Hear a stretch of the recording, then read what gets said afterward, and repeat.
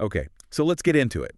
Today we're unpacking what we're calling the quiet crisis at the heart of AI. It's this deep dive into why these incredible large language models, LLMs, are just failing the global cultural test. They're amazing technically, but culturally, they're completely inept. They're tone deaf. Totally. Yeah. And we need to figure out how to debug that sort of Western DNA they all seem to have. Right. And I want to start with a story, not with tech. A friend of mine in Jakarta, he used one of the big LLMs to write a retirement speech for his dad. Oh, brave. Yeah. Yeah. And the output, I mean, it was incredible. Grammatically perfect. He used all the right words, Yeah. legacy, dedication. The structure was flawless. Sounds good so far. But he just laughed when he read it. He told me it was completely wrong. It just missed that mix of deep respect and gentle teasing that defined their relationship. Pink soul of it. Exactly. He said it felt like it was written by and this is his quote, well-meaning American. That Jakarta story is, that's the perfect encapsulation of the whole problem. This isn't just a bad translation. Yeah. It's a deep, fundamental cultural bias that's baked right into the model's core. We're trying to build this, global brain.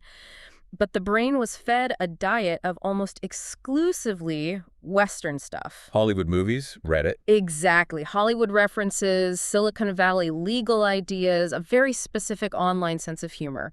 And what you get is an AI with a Western accent, not just in how it speaks, but in how it thinks. Right. And as this tech seeps into everything, governance, healthcare, education, these biases, they stop being little bugs. They become features. Yeah. And they just fundamentally misunderstand billions of people. So why does it run so deep? I mean, is it just because they're trained on the internet? Pretty much. They're trained on these vast oceans of text, and most of it is in English, which means it's carrying all these Western norms baked right in. Like individualism over the group. Individualism, the nuclear family, a certain idea of self-expression. So if an AI assumes everyone gets Thanksgiving, or it flattens complex traditions into simple stereotypes, people they stop using it. It feels alien. It feels inaccurate. That's culturally tone deaf.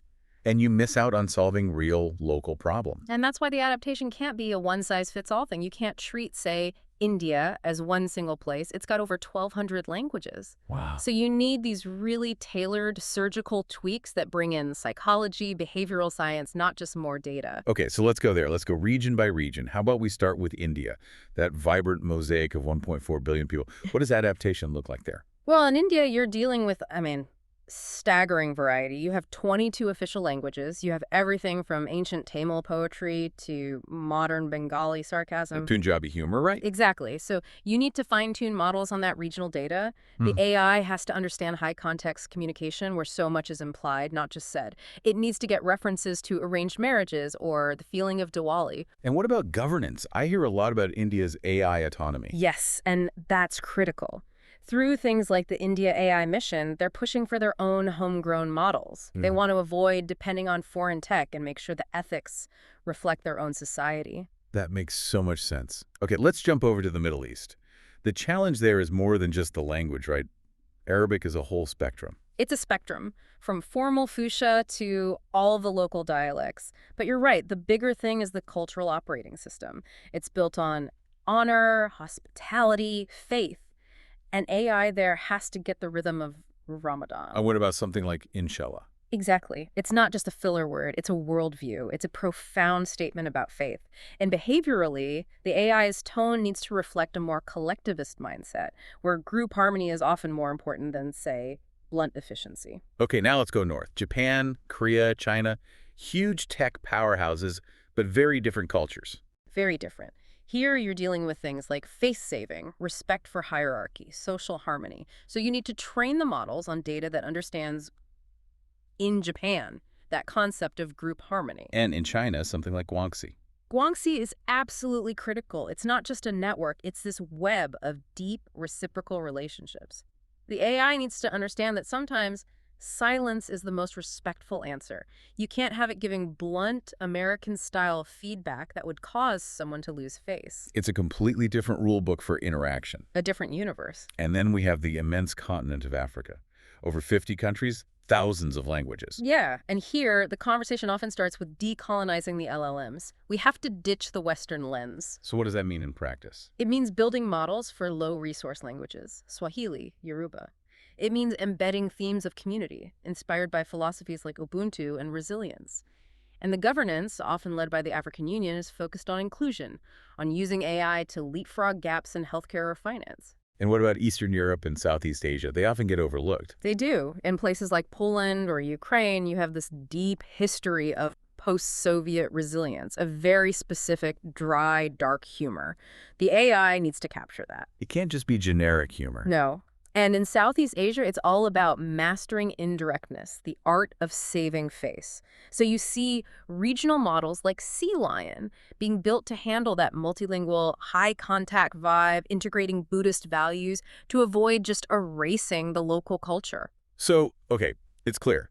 The Western DNA is a huge roadblock everywhere. We can't just translate. We have to, what, reconceive the models? That's the perfect word, reconceive. So how do we actually do that? This brings us to that three-layered adaptation you mentioned: culture, behavior, and governance. Right. And layer one is the foundation, the cultural and regional nuance engine. It all starts with the data. But not just more data, right? It's about the right data.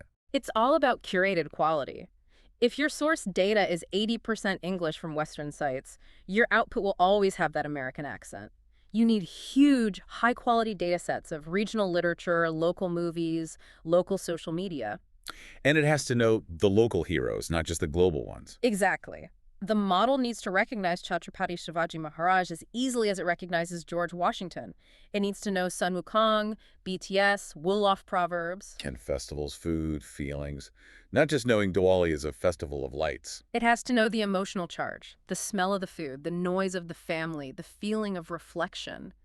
That's the cultural soul. Okay, so that's layer one. Layer two is where it gets trickier, I think. Yeah. Integrating behavioral insights, the human element. This is where it gets transformative. We're talking about embedding social psychology, local anthropology right into the model's core. But hold on, how do you actually code something as human as patience or building rapport? And aren't a lot of those academic studies also coming from a Western framework? That's the key challenge, and it requires deep collaboration.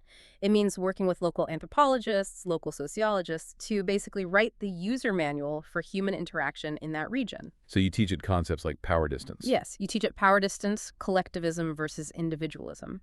In Japan, you tune it to understand what is not being said, to read the air, kukyo yomo. Wow. And in parts of Africa or the Middle East with strong oral traditions, maybe the AI's output is more effective as a story, a parable, not a bullet point list. It needs to learn empathy over just raw speed. That's a fundamental shift. And it brings us to the final piece, layer three, the AI governance model.